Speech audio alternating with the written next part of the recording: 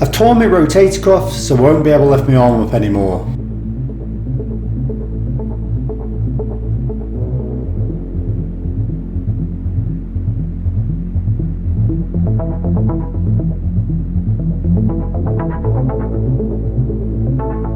Right, so is this true? If you've torn your rotator cuff, and the common one that's torn is supraspinatus. Now, when I was at uni, we were taught that supraspinatus initiated abduction of the shoulder joint, which is obviously the out to the side movement of your shoulder.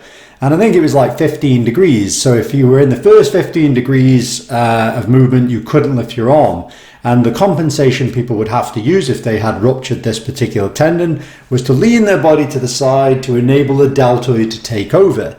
And this obviously was taken as read back then, and obviously we know that the cuff, from the anatomy of the cuff, the cable and crescent formation around the humeral head, how a lot of the forces translate from different muscle bellies into the tendon and how they exert force across the shoulder joint, and they work in unison instead of in this isolatory idea. So actually already this idea seems not quite true. Then you've also got patients that you see. I've never seen a patient lean to the side to lift their shoulder up. That's the first thing. If they're going to compensate, they hitch their shoulder as opposed to lean their body to the side. And the other thing is, I've seen people who've had full supraspinatus ruptures with also elongated biceps tendon, multiple tendons, and they can still lift their arm up. So this idea that the tendon being ruptured means the first 15 degrees of abduction doesn't work is actually already seemingly a flawed concept. But what does the research actually say on this exact subject?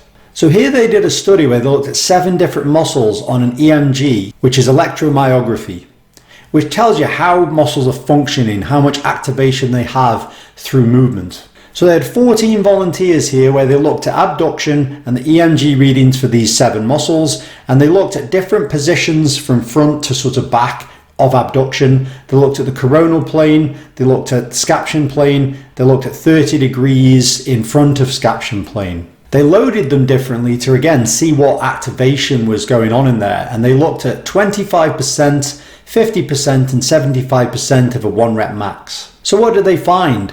Now what they found is, as I was then alluding to earlier, is that everything works together, is they found prior to the actual motion occurring, all muscles were activated.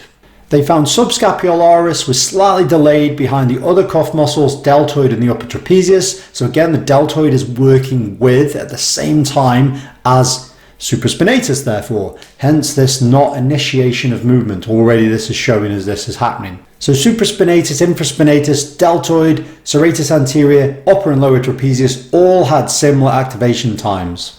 The effects of the load and the effects of the plane of motion made very little difference, if any. So to go back to the first question, does supraspinatus initiate abduction of the shoulder? No, it looks like everything works together. And this is what I said at the beginning, but the research and the EMG data here shows this to be true. So yeah, that's why I've never seen anyone lean to the side to lift their arm up, and why you can see people functioning really, really well with full rotator cuff ruptures in multiple tendons and functioning at a high level. And we know from previous research we've looked at, this is also shown in the research too.